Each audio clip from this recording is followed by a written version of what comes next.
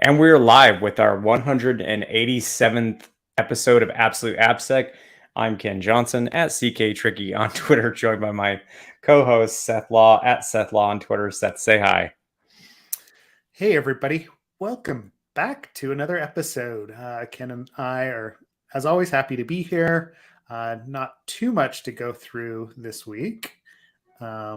But I did want to bring up DeepSec, of course, right? Being in Vienna, the ability to go to practical secure code review. There are still seats available if anyone is interested. Please consider us. Outside of that, I know that both of us have had quite a bit of just like personal stuff going on. And I think that's what we wanted to start with today anyway, right?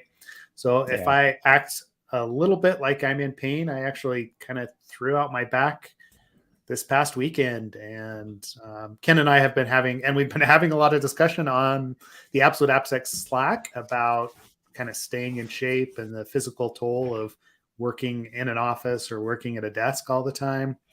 And so, like, I know that was one of the big things, Ken, when you and I worked together at the consultancy that shall not be named, that like the stress of working in that environment, the travel, like took quite a toll. Like specifically on like your health at the time, and I mean, I think it just does in general. There's a lot of us that it does. And so there was a thread that you posted about kind of how like what you did to overcome that. But first off, like what is it that like you noticed about working in a stressful environment in an office that like that led you down the path of trying to improve your health? Yeah, no, well, so even at the like consultancy that we had built and subsequently left, um, yeah, frankly, it really wasn't actually. That's when I started to when I officially was like part of the company. That's when I started to actually like go down the path of getting in better shape. It was Mhm. before that, and then the period, because a lot of the stuff that I was doing to help build that consultancy was like on top of my regular work hours, which already Yeah. weren't normal. So there were a couple years or a few years before joining that I was like invested in actually helping build that, but not as like my full time job. So that just led to like when I used to tell people, "Hey, I work like 16 hours a day." That's for real. I mean that. I mean, there were times where it was more than that, where I just like that's all I did. I just sat at a computer, barely slept. And I Yep. think like especially early on in the career, I don't know if you did this, but I was absolutely uh just like obsessed with getting better at this stuff. And so that led to even when I like, you know, before the working long hours type thing, and then doing even more hours after that, there was this period of time where it was the same thing. It was just, in fact, like some of it was with you, like working during the day, then building and coding like little open source projects, sometimes bigger open source projects at night just to get that skill set, write blog posts, build talks and go give talks, stuff like that, right? Trying to just build a career, get and just more knowledge in general. And that led to really, this is what I think is the heart of the issue is that sometimes it's hard to just like focus on your health, right? Long-term health. It's easy to just have a mindset of like computers, computers, computers, and Yep. then not like, but you pay for it, right? And that's kind of what led us to this whole conversation is like over the long term. Let's talk about some of the issues though that presented. Super high. I mean, like, sorry, not super high, but edging towards super high cholesterol and blood pressure, right? Like numbers that I hadn't.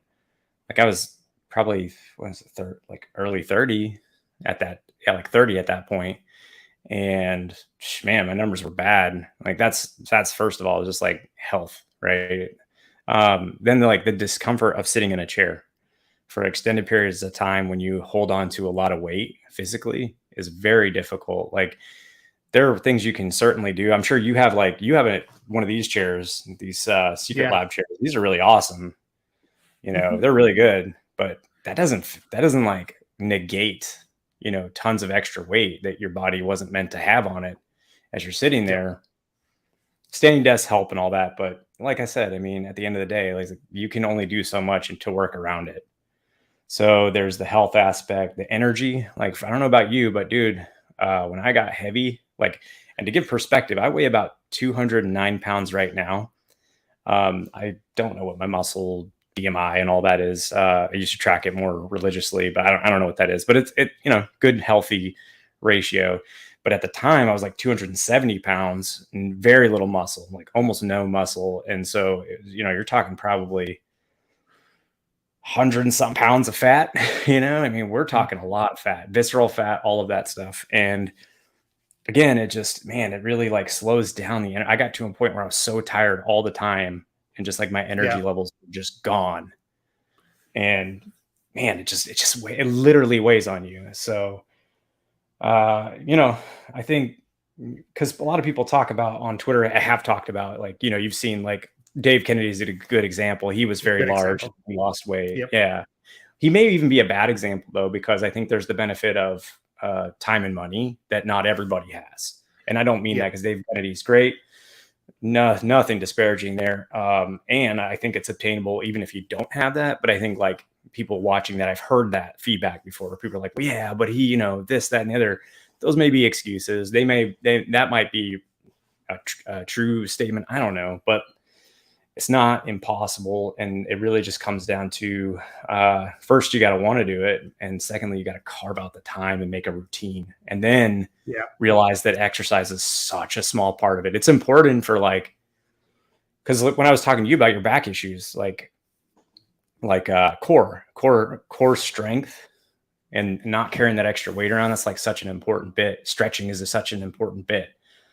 So there's a lot of value to that, like meaning weight training and stretching and yoga and things like that. A lot of value to that, but it's just one part of the equation. So for me, like I had this like pretty long thread in Slack, right? But what I said was, for me, all my goals in life are usually 5 to 10 years out. And if you're okay with that, and you don't think long term in the sense of months, and you think long term in the sense of years, low and slow is the way I like to do it. Just creating a routine. Because man, those weight loss challenges and stuff. Have you ever done one of those? Yeah, well, and that's what I was going to go to, right? Is this idea of like, we build a career, we build our lives over years, not over months, right? And that's how those are focused, right? Like the weight loss challenges are like, in 30 days, like lose this much weight. But what happens? Most people yo-yo, right? Because it's not sustainable. It's really easy for a month to be like, okay, I'm like working out, 2 hours every single day. Right? Like, because I'm doing this challenge, but the second that you get back into your regular life, guess what? You drop, right? That 2 hours a day, because it's not sustainable, right? And it's those tweaks over time that in general make you, that we use for like our financial health, for like building, equity, like paying off a house, right? Like whatever it is, it's this long-term thinking that we have. And yet when it comes to our health and fitness, we always focus on these short-term goals that aren't necessarily, I mean, it's not healthy, it's not sustainable. And that's where we run into those problems. That was the one thing that I took away from your thread specifically, was that thinking of long-term as opposed to, short-term, right? Building the habits that are focused on, hey, guess what? This is going to keep me healthy for the next 10 years, as opposed to, hey, I'm going to drop all this weight and then I'm going to gain it all back because I just didn't make like habit changes or lifestyle changes. Yeah. And then people will use diets like extreme diets, which are great in the beginning. And the reason those diets are great in the beginning is because no matter how you break it down, because I've heard like all the arguments, because I've done those diets. I've been involved in the research, like meaning I've looked up, why is it effective? Why are people touting this? Like what are the debates online about each one? And it's like, at the end of the day, when you really break it down and you look at like, okay, keto worked for me in the beginning, right? But when I broke it down, it's just because it's a calorie deficit. That's it. It's because the truth of the matter is most food, especially in America, has an incredible amount of calories in it, but not a lot of nutrition. When you start flipping the script and saying, okay, here's the amount of like grams of this I need, like protein, or I need this amount of fat, and I need this amount of carbohydrates, or whatever, right? The macros, as they call it, which is just like a pie chart of those three things primarily, right? When you start breaking that down, you start to realize like when you're actually targeting those numbers without going over a calorie threshold, you actually have to consume a decent amount of food, because the food that you start eating is different from the food that you had in your pantry before, right? So like for me, a lot of my diet is like hard boiled eggs. It's like whole wheat toast, it's some fruit, it's veggies, it's meat, it's very like basic stuff. And to reach your like goals there and not exceed the threshold, it's, I guess what I'm trying to say is it'll surprise you when you like go, and I mentioned this in the thread, if you just stick to the perimeter of a store, right? Actually, you like volume wise, you actually have to consume quite a bit to hit both your macros. And then you realize like the calorie count isn't high. It's only when you start going into the middle of the store and buying and eating stuff from there that it's like, holy crap, like in a second, your calories can go super high and the nutrition that you need goes down the toilet. So you're getting all this extra fat and you're getting no nutrient or very little nutrients. Yep. So I think that was a realization for me, was the biggest thing, truthfully, was just like realizing mathematically, this is a very simple equation. 1 pound of fat equals 3,500 calories. Create a deficit, do it over the course of a week, bake in weeks where I do anyways, for like holidays and vacations. Understand that like, you can't live like, you can't be extreme. That's the problem with those diets, man. They're all extreme. Everything's extreme. Yep. All the weight loss challenges, all the diets, it's all extreme. And if you go the extreme route, what are you going to do? You're going to like, it doesn't work long-term, to your point about like routine. So anyways, yeah, I see there's some Binance stuff and all that. We'll get to the security stuff, but we've never talked. This is our 187th episode. We've never really talked about health. And since there was some interest in that, and because it does affect our productivity, it does affect our overall lifestyle. And it is very easy in this industry to not take care of yourself. It's very fascinating. Dude, how often do you get into something and you don't want to walk away? Yep. Oh, it's almost like a daily occurrence, right? The second that I start jumping down one of the rabbit holes, I'm interested in what it is that I'm digging into.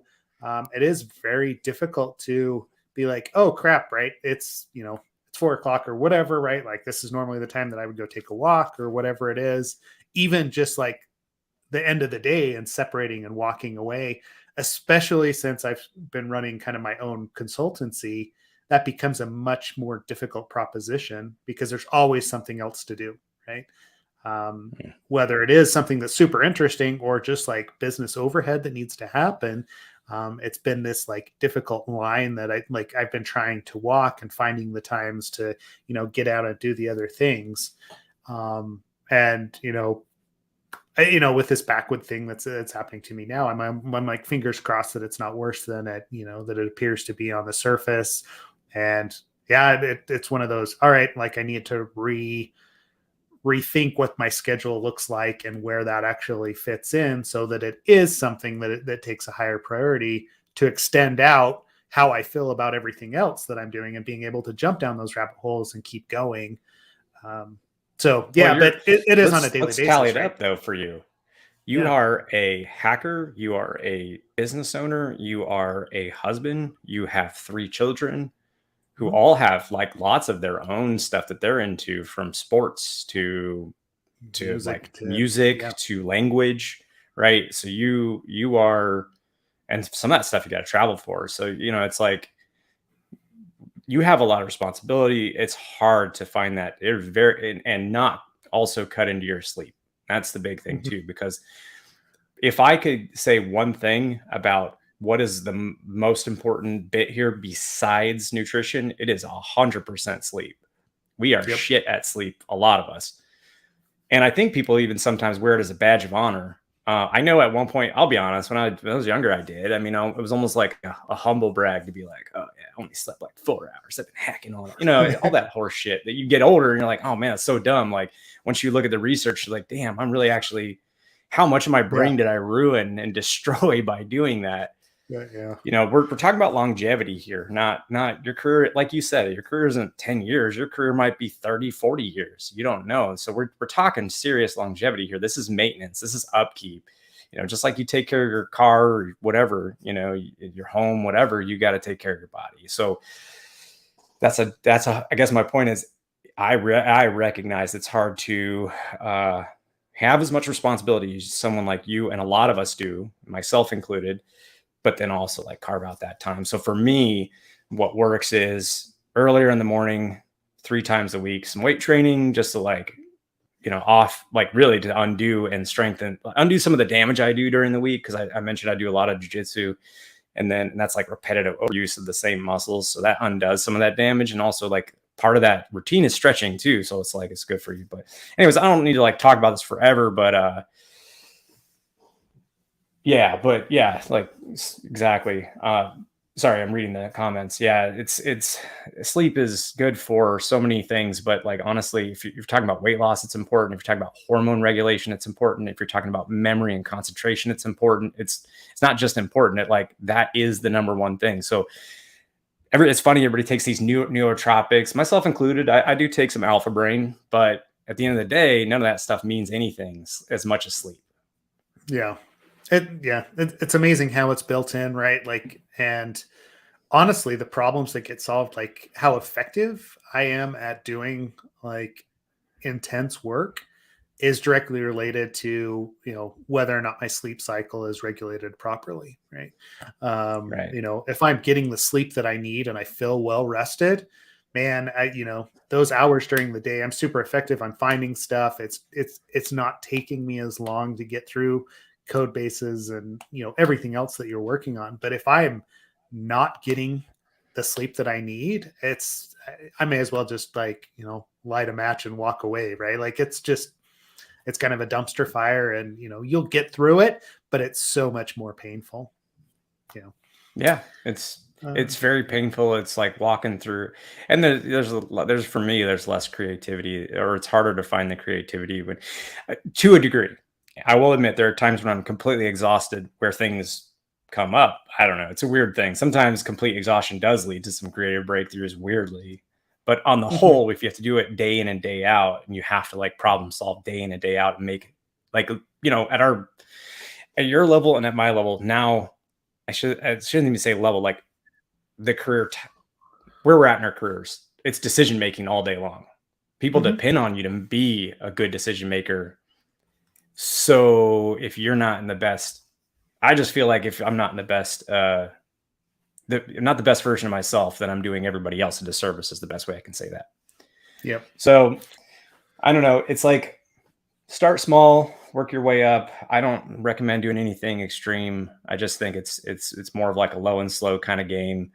And this is the first time. I mean, I've been on this journey since 2013. This is the first time I've ever publicly talked about any of this today. So anyways, that's why I don't talk about this stuff, because it's very personal to me. It's very private. I'm nervous, if you can't tell, just talking about it. I hate giving other people advice about stuff like this because I am not an expert, but I did go through the ups and downs of it, so I can speak to it a bit.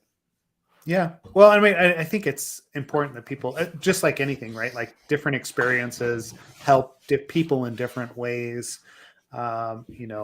Like the tools that you use could help somebody else, but they may not necessarily work for you as opposed to somebody else, right? You've got to kind of find that balance. Just like the tool set that you use for doing an assessment, like the tools that I like are slightly different than the tools Ken likes. And it's a matter of personal preference, but it's also what works for you. What works for me is different. And especially when you get to the level of taking care of your own body and being, healthy, it's going to change based on who you are, your own makeup, where you live, what availability you have in a grocery store, right? Like all these different things, economic levels, it's all different based on your environment. And so take it with a grain of salt. Anybody that comes in and tells you that they can help you lose weight in 30 days, like a massive amount, is trying to make money off you, right? Yeah. 100%. I mean, man, I watch all this stuff on Instagram. It's always just, I'm like, my God, you don't have to do it that way. Like, you don't have to you don't have to hold yourself to the standard. What are you going for? Are you trying to be like, I joked about, I'm like, look, even when I was in shape, there's no modeling career for me, right? Like that's not a thing, right? So that's not what I'm going for. I'm just going because I need to be able to play with my kid and not be like super tired, and need to be able to, like I said, be a good decision maker, feel healthy, feel good, feel comfortable too. Like I mentioned, the other part that we don't really talk about is that when you consult or when you're doing this yeah, I mean, especially consulting, you're going to travel. And if you're speaking, you're going to travel. If you're training, you're going to travel. And then when you travel and you're carrying around as much as I was anyways, mine was maybe an extreme case. Yeah, it was an extreme case. Man, it's just hard to sit there for hours and hours and hours. And, you know, I mean, like, it just hurts. It just physically was super uncomfortable to travel. So Yeah. Yep. it's like every time I travel, it's like super painful. So yeah. And, you know, there's a lot of times when you're traveling that you're not in the most comfortable situation, right? Like whether it is the backseat of a plane, whether it is like being close in proximity to people because you're shoved into a bus or whatever, or a train. And like, it's, you know, there is a physical toll that goes along with that. So being in good enough shape to deal with that, directly affects your quality of life, right? And that, like, it's all kind of wrapped up together. But you do need to realize that, take the time to, you know, take care of yourself, I guess is what we're saying, right? Like figure that out, figure out what works for you. If you've got questions about Ken, like how Ken did it, jump into Slack, you know, we can discuss. But there's other resources that are out there. Like just take care of yourself. yeah, for sure. It's embarrassing for me to frankly admit how out of shape I had gotten, but you know, No, maybe this helps other find people. like, you know, what I'm going through right now. Like I definitely go through cycles as it is, right? Like I have periods where I do really well, and then there's other periods where like life has just happened, and like I know that I've been letting certain things drop, and like this is a direct result of it, right? So Yeah. like it's kind of a wake up call for me. I was like, okay, nope, I need to take this into account again. I need to rethink some of like what's the priority, right? But Yeah. I mean, but that's the beautiful part of looking at it from a long-term lens is if you do that, you can afford yourself the space to make mistakes and, you know, go backwards. Even sometimes it's going to, for me, it happened. I mean, it's not like it was just always a downward trend, right? Like I had, you know, fits and stops and starts. And yeah, I mean, like yeah, it's a long-term thing. So yeah, all about that longevity, but yeah, we don't have to chat about it forever. I know we got quite a bit. Somebody mentioned the Fortinet bit there, yeah. which actually led me to a more interesting not discovery, but for me, it's a discovery. But yeah, so anyways, I don't know if you want to wrap any of that up or if you want to just move on or how. Yeah, let's move on. Like I said, if anybody wants to jump into Slack, we can continue the discussion. I think it's going on mostly in the random channel over there because it's not as security related, even though it does affect us on a daily basis. So jump in, Yeah. ask questions, you know, help out. Like suggestions for stretches or yoga are always appreciated from my end. But otherwise, we'll jump into like that Fortinet, auth bypass first. You have a link for that? I think you did. I have a few. So the first one, so yeah, like the first one is right here, but there's also a Twitter thread I was going to mention where it was confirmed. So let me put this in Slack and then on the YouTube link here. So right, and then pull up that Twitter. Gosh, I've got many things open.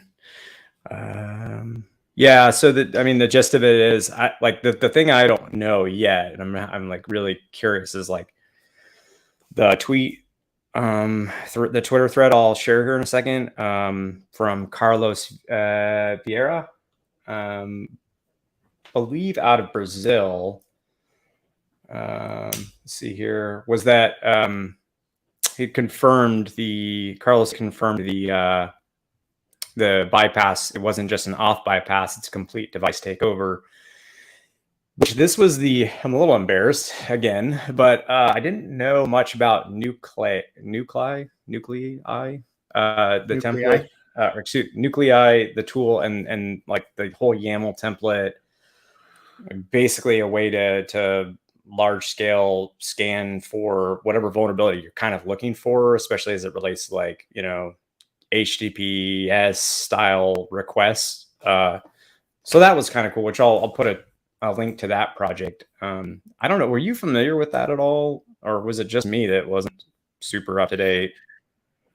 Yeah, we've run it a couple of times, but it is more like large scale, and so it's not something that I use on a daily basis, or I haven't in the past, right? So, but it looks like it can be, fairly useful. Right. So I don't know that I've seen, there's a template available somewhere. Let me get the pull request, see if it was added. Sorry, I'm just looking for, because if we can find it, it would be amazing to see if there's any or like any details on the code that was vulnerable that we can pull out of there. I guess in the meantime, I don't know if you want to speak to it, but essentially there were 2 products affected by this. Yeah, it looks like it was Fortinet, FortIOS and FortiProxy, right? Full app takeover or device takeover isn't super surprising if you can access the admin interface, right? Which is what you can do, what they're saying. And also FortiSwitch Manager, right? So it's everything that's running that same code base or that same protection. But I didn't necessarily see how they were able to bypass it. But it looked, based on Carlos's tweet, that it was fairly trivial, right? Yeah. I mean, when they say auth bypass, honestly, I kind of wonder, because they're like, it's a specially crafted request, and it's like, is it just like literally just ask for the endpoint and maybe like change a header or something, kind of thing, or is it just IDOR, or I wish there were. I'm literally just like, oh, hold on, I might have some. Did you see the nuclei? It's not there yet. No, I didn't. I couldn't find it now. Yeah, kind of frustrating. Definitely want to see. I want to see the code. Like, it's hard to just like sit here and it's like, okay, well, it's an auth bypass. Yeah, it's hard to sit here and talk about it without that. But basically, let's see. They said operations administrative. Oh yeah, it's access to the administrative interface. Honestly, it's probably something silly and very easy to discover. Like I said, there's a template. I don't know where Carlos has got that template at. I was kind of going through the thread. Hopefully, yeah, it doesn't look like it's posted in the thread. I was looking in, I was just doing some searches through GitHub as well to see if anybody, like somebody was asking whether or not Metasploit was going to add it to their list. I'm sure they will eventually, right? Yeah. But that's all I'm seeing right now. So maybe we move on from it. But given how trivial it is, I'm sure it's going to be, it's going to be added to the list as far as like, known takeovers and known instances. It's why you want to track your products, what you've actually got installed. You want to install updates, because stuff like this is just, it's always going to happen, right? There's always these edge cases. There's always problems that exist. So is this Miflac? Because Larry, Leisure Suit, still the best handle on Slack. Sorry. Yeah. Leisure can't even say it now. I'm laughing. Leisure Suit Larry had commented on the fact that it's basically CWE 306, which is, essentially Miflac, right? Unless I'm misunderstanding, but yeah, it sounds like it's just literally like no authorization on an administrative interface. So yeah. Right. So that's that. And there is one other detail, which it says, and I'll put this in, I guess, the StreamYard link here. I'll quote it. It says to look in your logs for user equals local process access. Okay. Yeah. Yeah. Which again, I guess it brings back the logging is important bit there. To give you a segue into talking about logging again, but yes. No, I'm kidding. No, we're not going there. No. Logging. I did purchase some Crocs this last week, though. Just for you. So I did. Oh, heck yes. I want to see them. We need pictures later posted to Slack. Zach, yes, we'll get some Crocs and socks pictures up there. It does. It does feel like it's a fairly like trivial vulnerability to exploit. If that's the case, if it was just, this is why whenever I'm looking at a COTS product, right, like, or something that's implemented, I always go to the like administrator handbook, right, on how to actually access different pieces of the administration portal. And I always do just general MFLAC or, URL brute forcing against any sort of COTS product. Because the number of times that I find default usernames and passwords, default access, like access bypasses in those COTS products is actually fairly common. Because most people just roll them out, they pull down a Docker instance, they do whatever, and it's just basically whatever the vendor has given them, they implement and they build on top of. I don't know if you've necessarily seen that over the course of your career as well, though. I mean, I'm sure I have, but one thing that just popped in my head was I think I understand why the user equals local process access. Maybe those of you that are quicker on the uptake already figured this out, but if you're doing a MIFLAC or like a forced browsing or whatever you want to call it, where there is you've done no authorization to get to an endpoint, and there is no true user from the database to like point to as having performed an action. And so instead it's probably saying, well, there's no session, there's no user to extrapolate from the session. So default to that user, which is like the built-in user local access one. That's what I'm thinking. And maybe you already figured that out. I'm just super slow, which is totally possible, but that's what I'm thinking. Yeah, I mean, I think you're right. I hadn't necessarily thought it through yet, right? If there's no user defined, that's the process, or that's the name that it's throwing on there. Rafine brings up a good point in the YouTube comments about unfamiliar login alerts. Again, this goes back to logging, right? Like, hey, if you're seeing logins or users that you didn't expect to see, you probably need to do something. But again, that goes back to do you have logs? Yeah. But if you don't have authorization, there's no, if you don't have authorization applied correctly, then MFA is never going to be triggered, right? Like, because you just didn't put authorization on there. So I don't think that actually would fix this. You're right. Because there's no login, there's no authentication that's happening. It's right. It would be an authorization check that needs to happen. But again, it's going to depend on what you have in front of it and what's going on in the logs, like whether or not you're actually watching for that sort of, edge case or, thing to happen. One thing that would potentially mitigate some, and they do mention, by the way, so like before I get to the second thing, the first thing I will mention is like IP rule restrictions. They do mention that you can do that. Like you can restrict who gets to the administrative interface. That'd for sure mitigate that.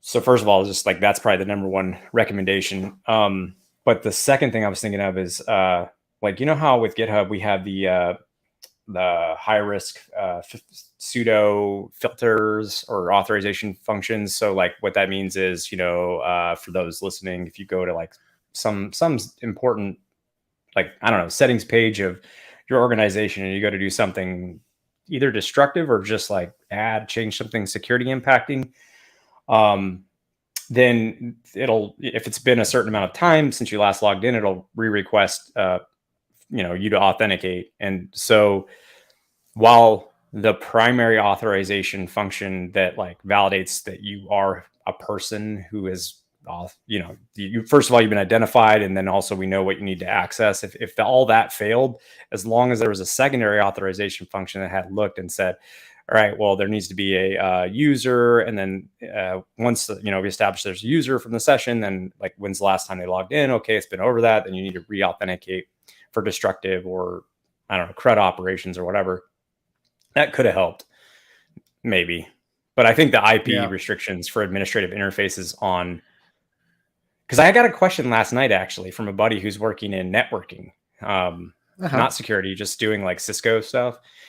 And he was asking me about all this. Like, he's like, is there any way if I've set up my network to have this, that, and the other with firewalls and like, I forget, he like a bunch of like stuff that actually is over my head now because I haven't worked in that space for a while. Like some very specific configuration things. He's like, is there still a way to get around it? And I was like, bro, any web app any of the DevOps style tooling out there, any insecure cloud configurations that, because sometimes cloud services are connected via VPN to your data center, or to your, data center is like a pretty fluid word, or like because there's like legit data centers and there's people like, you and I have done this before, where you have like a little few servers and you do like the connection point between the two, but a compromise in an insecure cloud service could lead to a compromise of that real physical stuff in your data center or real data center. So it's like, I was just trying to explain to him, like, yeah, man, like there's, the problem is that people put stuff out there and you just don't know that it's there, or maybe it's an insecure system. And this is like one of those times where it's like somebody put an administrative interface that's exposed to the world out there. Like, even if it was secured properly and the code was perfect, is that a good idea? No, it's absolutely not. No. Yeah. So. Well, and this is one of those kind of low-hanging fruit things that we see too, right? Is these admin dashboards, if they're accessible to the world at large, it means they're going to get targeted, right? Like there's a reason that we look for /admin on every, test that we do, because if it's available, it just means that if I can get to it, it means that somebody else can get to it, right? And that may lead to compromise, that may lead to exposure if somebody decides to target one of your administrators in a phishing exercise, or like Uber, right? Like, hey, they figure out credential stuffing actually works, so I just try it again and again, even though you have MFA enabled.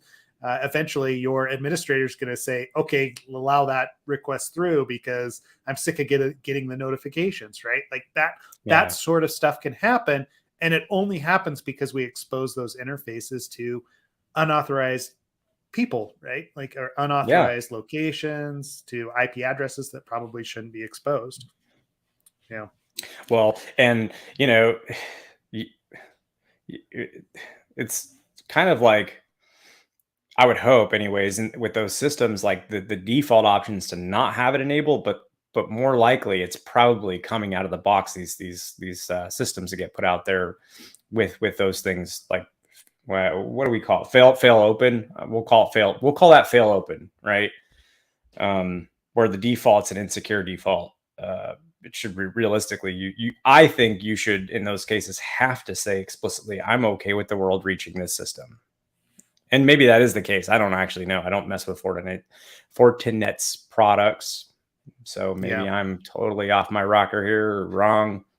I'm okay with that. But in the general, for all of these things, I don't think they should come out of the box with stuff like that. There's probably a whole laundry list of things we could think about and walk through, that just products shouldn't ship with. Yeah, but again, right, like, you think about the evolution of products, especially the COTS products over time. And, 15 years ago, it was expected that administrator interface was accessible on those, especially I think Fortinet initially targeted kind of like a small business style environment and sold into that, where, hey, it was rolled out at some office somewhere. I want to be able to access it as an administrator. So it needs to pull up that IP address and instantly be available. And I have to log into it. And here are the default creds that you use to get into it as well, right? Like that was the path that most administrator used, most of these products used. And it doesn't get updated over time because it works, right? I don't. So I have a hard time, yes, they probably should have anticipated this, but I also understand why it occurs. So like putting too much blame on them, or right, like, shit happens. It does. And it's going to continue to happen. So but I think it's worthwhile, if you take anything away and you're watching this, is to, when you install a product, just make sure you do basic port scanning, to identify any open ports and interfaces. Read the manual. That's sometimes not a fair statement, because the manual can be difficult, but on the whole, meaning like it can not even like mention any of these things. It can be overly document things that don't matter, and then not document the things that do. So, but I think doing some homework for sure. And try and lock it down as much as possible. as long as you have the ability to, because sometimes it's just not even security people that stand these things up, weirdly enough. So, yeah. Cool. Let's see. Do you want to talk BNB? What else do you want to talk about today? BNB, is that the Binance thing? Yeah, the Binance. Sorry. Okay, cool. Yeah, no, like I need to pull up an article on it and get up to speed real quick. But I'm cool to talk about it because, like, do you know about it? Yeah, I mean, it's been going around, right? Like I was reading about it last week as it happened. It's a few days ago. I just dropped a link in there. That was from actually bnbchain.org. So these are the guys that are running the chain, but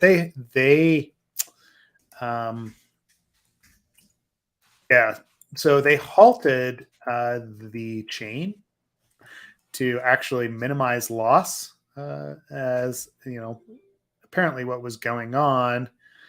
Maybe that's not the best description. Let me see if I can find another article for you to look at. Potential exploit. So it transferred off. Oh, it lets someone create approximately $600 million of BNB, right? And then we're able to abscond with about 100 million of it. So they were able to transfer off so much of it. Right. It said the damage could have been up to 570 million. Yep. Well, that was it because they minted, it looks like 2 million tokens, right? But they were validators. Actually, I'm sorry. Go ahead. Yeah. So what were you going to say as far as validators? No, I was just like blown away that because there were 26 validators working on this and performing validation, they prevented that worst case scenario, the 570. 100 million is still a lot of money, but apparently there's quite a bit of people, performing valid. I mean, I think it's people that are doing validate. When they say validators, I don't think it's, correct me if I'm wrong, I don't think that's technology. I think that's a person. Maybe? No, those are validators are so in proof of stake, right? They're the ones that are actually, doing the analysis. And then once you have a quorum of validators, that's what gets written to the blockchain, right? Or what gets written to the chain. Oh, I see. And so, but that was it, that the validators actually were catching it, right? So they saw something weird, were notifying whoever was running those validators, and they were stopping those transfers from happening or going out. So even though it was requested that to probably withdraw even more of those, they were able to stop it from happening because there wasn't enough of the validators that agreed on it to have it written to the chain, right? Does that make sense? Oh yeah, totally. So there is like a human component. There was a human component that behind the technology that does the validation. Yep. There was some sort of like alert that went out, or wow, it looks like this is strange. Like, why are we transferring this many BNB tokens around, whatever that happened to be. And I don't know if we'll actually get, like a lot of these investigations, I don't know how much we will know as to what was going on behind the scenes, right? Man, I feel like it's every few days, even. It's not even every week anymore. Yeah. It's like the numbers honestly astound me too. One of my favorite websites that I check every couple of days is web3isgoinggreat.com, because it does have such interesting attacks against the different networks, the different protocols, the different chains that are out there, whether it is a smart contract hack like this one is, where it was like wallet draining attacks like previously, spam attacks against Zcash from a week ago, right? Like in order to drain people's funds, right? Like just the amount of nefarious activity that's going on is so interesting to see, in the different ways that people are trying to, steal money, because that's what it is they're trying to drain funds. They're trying to get at actual money from these different protocols, from these different chains. If you haven't checked out web3isgoinggreat.com, you should, right? If you're interested in it, take a look at it, because it's really interesting. There is actually not much. The only detail I could find was a little quote that says, in a parasitic manner, which I don't know why that was. Someone's mad. So in a parasitic manner, the threat actor compromised the websites of other scammers posing as decentralized applications and injected malicious JavaScript into them. So so to rephrase that so that I could fully understand that, the hacker, well, no, I don't want to give them that title. The malicious actor infected the sites of other malicious actors with JavaScript and then stole money that way. That's incredible. That's amazing. Oh my God. This, I mean, honestly, how is this real? This is real. Yeah. Anyways, yeah. And the Web3 is like, actually, it's funny too, because I blame you for this too, because You of all blame the me. 100% I blame you. So because of all the Web3 discussions and like the constant yes. influx of, the Twitter bot crypto stuff, I got a DM from someone who's like, wow, on Twitter, it was like, I'm from, hold on, I got it up. I'm from a Web3 syndicate called blah, blah, blah ventures, focused on seed and series A startups. We do one, they basically trying to get me to be on their investor list or something. I'm like, what in the hell? I am the wrong person to hit up for that. But anyways, pretty funny. Good stuff. So Oh, well, look, I get all sorts of, well, especially since we started talking about it outside of the spam that comes in for, in the social media channel, I get all sorts of DMs about, oh, you could win this charity. But I love this. This is the final, the final statement on most of these DMs are things like this. I'm going to post it in the comment, right? All in caps. If you don't know about crypto or how to use it, please ignore this message. Right? Oh my goodness. Which makes me, there's all those like YouTube channels that'll or basically the spam eaters, right? Or the 409 eaters, whatever you want to call them, right? The guys that'll waste the spammers' time or the thieves' time that are trying to go after, go after people. I wonder when they're going to start responding to, blockchain and crypto scammers, because I like it's so funny that to see that, right? But yeah, well, barking up the wrong tree with me, that's for sure. Yeah, but it's definitely pretty funny to watch all this go down, and I have to say, I mean, it wasn't funny at first, but now it's ludicrous. It's just like, my goodness, how is, like, I don't know, man. I don't even know how you would even choose at this point, like, because there's so many chains, right? There's so many options. It's just kind of like, I mean, I do a very small amount of money into crypto, very small, but it's like the Bitcoin and Ethereum and Solana. That's basically it. Just because like those seem to be fine for now, but like when I looked at all the other ones and just the amount of compromises on all the different, and again, when I have very little at risk if it goes wrong on purpose. So yeah. Well, and that's just it, right? Like, you've got to realize one of the reasons that I push people to Web3 is going great, right, and others is because, like it's all almost some sort of like an MLM scheme, right? Like, the more people that they can get to buy into a token, the more that it's going to be worth. So it's almost like penny stocks at that point, because like small changes in some of those coins, whether it is only like fractions of a cent, can make people millions of dollars, right? Which is why we regulate the other markets, but we're not regulating this market now. So you're seeing scammers that go in there, they try to get people to buy it. But part of the thing that I want people to realize is that you can lose real money here, and people do lose real money. And so tracking what's actually going on, which networks actually seem to be doing well, right? There's ones that are probably more stable than others, and would be a better asset to invest in. But a lot of those that are going to advertise directly to you on Twitter or send you DMs, and if you've never heard about it, there's a reason that you've never heard about it, right? Even if it is a token that's been minted on the Ethereum chain, doesn't necessarily mean it's safe, because anyone can go and mint tokens on the Ethereum chain. What makes them actually worth something depends on how they're being used, what the group is behind it, what protocol, like everything else that goes into it. So you just got to be very careful about where you actually invest those funds. It doesn't mean that you can't make money in that space. People make money in all sorts of different ways.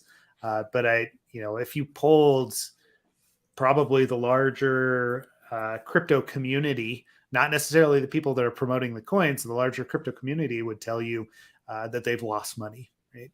Just in general. Yeah. So yeah, I mean, so be careful. It's like any investment, right? There is risk, and there's probably more risk involved because of the fact that most people don't understand what's actually going on behind the scenes. And even with my experience, I wouldn't claim to be an expert either in understanding all the different protocols and all the different coins that are out there, because I've only looked at a few as far as like in depth as to what I actually understand. Yeah, for sure. And yeah, it's a thing that can be very not to us, right, in technology so much, but for those outside of it, it can be a very, like you mentioned, a very confusing thing. And I just think that in and of itself also lends itself to, scammers. And anytime you have people that, there's the appeal, it's like a gold rush, right? And for a lot of people, they saw Bitcoin go from nothing to, like, at one point, I think it was $64,000 a coin. I don't know what it's sitting at now. I think 19 or 18, whatever. But they saw that jump, and it's like, this is the gold rush. But then there's a sense of urgency. There's a sense of like getting in early on this, and then there's a complete lack of awareness. And this is outside of like the I'm talking about individuals being scammed, not necessarily big chunks of money being moved off the chain or out of the chain to some malicious actor. There's a lot of room for just like scamming individuals too.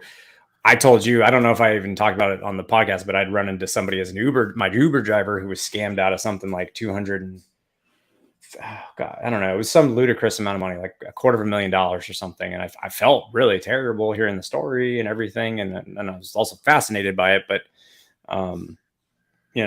that's a sad reality too that goes along with all of this. So yeah, I don't know what the takeaways there. Just this be careful. More of just an interest. Yeah, be careful for sure. Yeah. I did want to, I know we're running low on time. There's one last thing I want to just like point out for people outside of I don't know. Was there anything more we wanted to discuss on this? Not necessarily. The Binance bit? Not necessarily. Oh, go ahead. No. So it's just like, so Toyota said they, had disclosed that there was like 5 years worth of, or over the period of 5 years, there was some key. It's the typical thing of accidentally pushing code to a public space versus private, and then that having some sensitive data in the source code. We always talk about, as security people, and not just you and I'm talking about everybody that's listening to this podcast. We always tell people, like, don't put sensitive data in source code. That's like a number one thing. I've definitely had, I think less of a thing now, but I've definitely had engineers in the past, way in the past, not now, not where I work now, who have fought back a little bit on that, pushed back a little bit. Like, why is that such a big deal? It's just like going to a private repo. It's on private systems. Nobody's going to see it. It's like, well, a laptop gets stolen, a laptop gets compromised. Somebody accidentally does this, which is push, code to a public space somehow. Sometimes I remember at Living Social, we had this issue where developers kept pasting stack traces into Pastebin. Mm-hmm. But part of that stack trace include, to share them, to debug local development. And the problem was in staging, but the problem was that it had the output of real keys in it. We even had an issue where people put, this is not a source code thing. This is just interesting. We even had a situation where our office in New York had, I think it was New York, the operations person there, or the office manager basically had put, for ease of use, onto blogspot.com, our public Wi-Fi password and SSID. And this is like our true network, right? Like, you get on that, like all the developers you can just start accessing everything, right? So anyways, we had stuff like that happen. But the point is like, just don't have that aside. Don't have sensitive data in source code. So, but the takeaway here is not that they accidentally did something that we've seen so many times before. I actually wanted to point to how to prevent that. So there is a well, and mind you, so I don't do sales, so I have no idea. This is probably something extra you pay for with like GitHub Advanced Security or something like that. But I did want to just oh, go ahead. Sorry. Just going back to the article about that, right? Like, and maybe we'll post it as okay. So Toyota had a disclosure. There was a data leak because of a key that was located in Git, right? Like that had been pushed into Git. It's since been changed. But one of the things from that article, and I just dropped that one in there, right? But one of the things in the article was the fact that it was a custom kind of key, and not like AWS secret key or whatever, something that GitHub recognized as a secret key. So hence, this is what Ken is jumping into, is these custom patterns, how you can actually search for custom patterns. So sorry, thanks for explaining that. Thanks for explaining that. That would have made no sense if you didn't explain it. Right, exactly. Like there's Neil, who's been on here, I think it was a part of that, actually building out some of that original functionality. But basically it was like, AWS has their formats, Slack has their formats for tokens. And so like when it matches a specific token pattern that's common, Azure, whatever, then yeah, we can scan. But you have the ability to do custom scanning for custom like you can do it by regex. There's a few options actually of how you can do that. I think it's part of like, I do think you have to be like an enterprise. Toyota probably is an enterprise, but that's not my point. This isn't about Toyota at all. I really don't want to even comment on it more so just say if you're an enterprise and you have like that kind of, I don't know if like what Bitbucket and GitLab have, they may have the same exact thing. I genuinely don't know. Okay. So it's not like a competitor thing. I don't know. But use whatever these products, whoever you're using, see if they have custom secret scanning so that you can avoid this stuff. You do have to do an inventory, obviously, of your most sensitive custom secrets, but if they follow a format, which is the other part of it, is you don't want to, like, obviously you don't want to put into your custom scanning pattern the literal value. So there needs to be like a prefix or a postfix, something that is unique. Like I think one of our tokens for GitHub, it's always starts with GHE or GH underscore, something like that. And so that would be like the prefix pattern that we would, and then it's a certain amount of characters after that. And then that would match that pattern. So anyways, that's my, I just wanted to bring it up, not because of like Toyota or anything like that, more so just to let people know there are ways to prevent this, besides using the like truffle hog. And I've seen people do, Chris Gates actually had, I think it was while he was at Uber, had set up this insanely cool but very complex secret scanning, because none of this stuff existed at the time. In fact, he asked me for this functionality, and I started internally like promoting it, because I was like, people want this. I'm telling you, they're doing like this crazy stuff to get around our limitation there. Yeah. So, but it was a lot of customers asking for it to our sales folks and engineers. So. Yeah. Anyways. Yeah. Well, and I mean, that's just it, right? Having those hints, having the ability to actually search for that kind of stuff and watch for it, the custom, right? They could have detected it earlier. But it's going to happen again, right? Like Toyota, this was out there for quite a while. And it feels like this is a running theme today, is it's going to happen. So how do you protect yourself when it actually does? That's all these tools, everything that we talk about from a week-to-week basis, are ways that you can defend yourself, right? It's interesting to see the cases where it falls down, but the only reason we highlight it is so that we can recognize what we need to implement, what we should be looking for, what I should be advising clients on, right? Like on how to secure their actual network. And apparently the doggo is here saying hi. So that's where we're at today. Hi. Yeah. she just has her moments sometimes where she has to say hi. So, Yep. hi. Yep. Good girl. Yeah, she's awesome. All right. Spicy, but good. She's German Shepherd, very opinionated, very emotional. Yep. Yeah. But Well, anyways, sweet. cool. Yeah, I think that's about everything for today. Unless there's something else that you wanted to bring up before we call it. No, just like I always say this, but I just want to reiterate, really appreciate everyone's support and listening to the podcast. Yeah, we're just very grateful for it. The channel continues to grow. Yes. We have some, I don't even know if you know what, you tease it if you want, but like the designs for some of the stuff that we've got coming out are just super cool. So I thought that was really cool. Yes, we will have some socks and Crocs swag coming out soon. I think that's about where we'll leave it for now. We're still finalizing the designs, how we actually want to push some of that out.